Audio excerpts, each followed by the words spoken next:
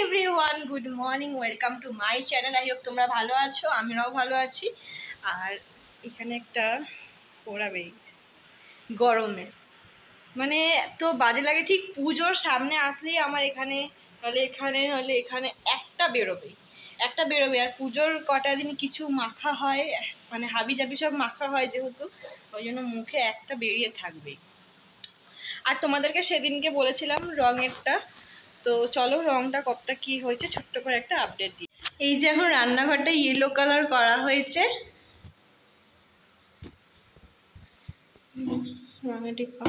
এটা আমার গন্ধ শোকার জন্য। এই যে ইয়েলো কালার করা হয়েছে, ফোনে হোয়াইট লাগছে কেন। আর সানডে মাটন বা চিকেন ছাড়া একদমই মানায় না, সানডে মানেই চিকেন বা মাটন। তো আমাদের যেহেতু রান্নাঘরে কাজ হচ্ছে, তো জিনিসগুলো সব অন্য জায়গায় চলে এসছে, মানে বারান্দায় চলে এসছে। আর দিদুন রান্না করছে, এই যে দিদুন হাই করে দাও। দিদুন হাত তুলতে পারছে না, মানে বাঁ হাতটা তুলতে পারছে না, ব্যথা কি একটা, হ্যাঁ ফ্রোজেন শোল্ডার্স বলে যেটা হয় সেটা হয়েছে দিদুনের, সেই জন্য দিদুন হাত তুলতে পারে না, এতটাই তুলতে পারে, তার থেকেও বেশি তুলতে পারবে না। আর এই যে আমাদের আজকে হচ্ছে মাটন, তো এই যে দিদুন ভেজে রেখেছে আলুটা, আলু ভাজা হয়েছে। ও মাটনের কালারটা সেই এসছে দিদুন, একদম লাল লাল করে করবে। ও বলতে হয় না দিদুনকে, দিদুন বেশ লাল লাল করেই করে, সুন্দর করে। আমি এই ঘরে বসে দিদুনের ফোন ঘাঁটছি, আর মানে সামনে বারান্দায় রান্না হচ্ছে, সামনে বারান্দা থেকে এই ঘর অবধি গন্ধ এসছে। মানে সত্যি কথা বলছি, মানে খিদে পেয়ে গেছে, আমি আর থাকতে পারছি না। মাটন হলে আমি আর থাকতে পারছি না। যাই রান্নাঘরে, ওয়েট, চলো। এই যে মা আর দিদুন দুজনেই রান্না করছে। ও মা, গন্ধ বেরিয়ে গেছে তো পুরো, ব্যথা হচ্ছে, তাই বললাম চালা। তোমার হাত ব্যথা হচ্ছে?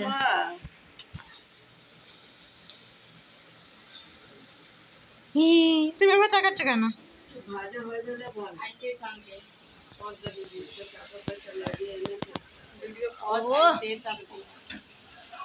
মাগো খিদে পেয়ে গেছে, তাতে খেতে দাও না। আমি খাবো, এখন দাও। আমি ওই ঘর থেকে গন্ধ পেয়ে আমি ছুটে এসছি এখানে।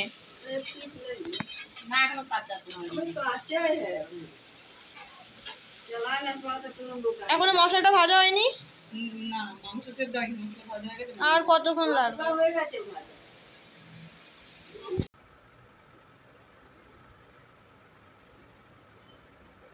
ফাইনালি অনেকক্ষণ পর অপেক্ষা করার পর এখন খেতে বসবো, রেডি হয়ে গেছে। মা বললো শশা বলছি, স্যালাডটা রেডি কর। তো কেটে নিয়েছি শশা আর লেবু। আর এই যে আমাদের মাটনের ফুল লুক কেমন হয়েছে জানিও তোমরা কমেন্ট করে। আর এই যে পুরো লাল লাল ঝোল, যেটা আমার খুবই পছন্দ। ঠিক আছে,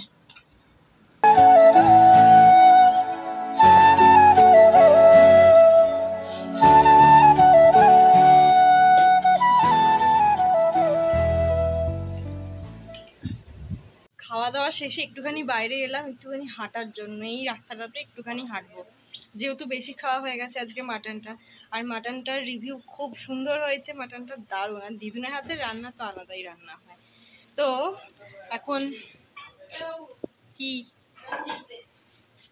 মা এই যে রান্না করছে, রান্না না চা করছে, অন্ধকার দেখা যাচ্ছে না।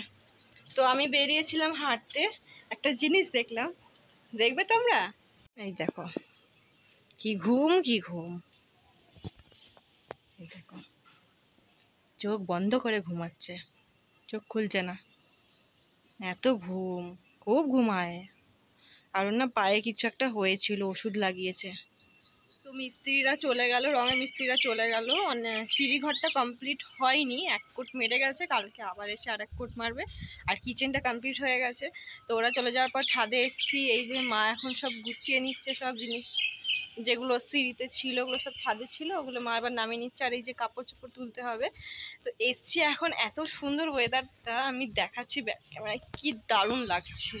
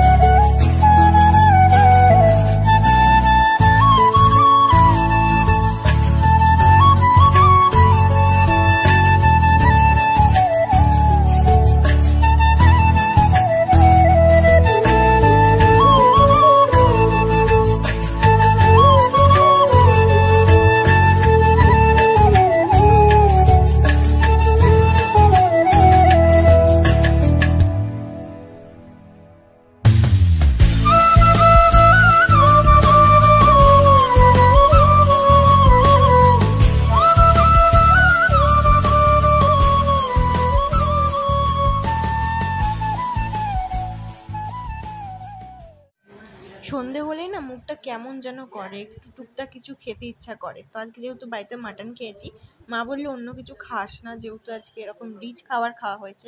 তো বললাম ঠিক আছে চলো হালকা পাতলার মধ্যে তাহলে ওই দই ফুচকা খাই, আর এটা আমার বেশ ভালোও লাগে, তাই এটাই খেলাম, বেরিয়েছিলাম যাই। আর দই ফুচকার মধ্যে না ওই শসা, ছোলা মটর এগুলো না আমার ভালো লাগে না ঠিক। আমার ঠিক এই সিম্পল টাইপের হবে, এই দই হবে, ঝুড়ি ভাজা, মিষ্টি চাটনিটা হবে, ব্যাস এইটুকু, আর কিছু না। এটাই আমার দিব্যি চলে যায়। তারপর ওখান থেকে বাজারের দিকে গেছিলাম, আর বাজারে গণেশ পুজো হচ্ছিল, আর ওখানে অ্যানাউন্স করছিল যে ভোগ দেবে। আর ভোগ কার না খেতে ভালো লাগে, তাই না? ভোগের খিচুড়ি আলাদাই স্বাদ হয়। তো ওখানে গেছিলাম, আর এই মূর্তিটা দেখে আমার এত ভালো লাগলো, তাই একটু ভিডিওটা শেয়ার করলাম তোমাদের সাথে। জানিও কেমন লাগছে। আমার তো খুব সুন্দর, আর সাজানোটাও দুর্দান্ত হয়েছিল কিন্তু।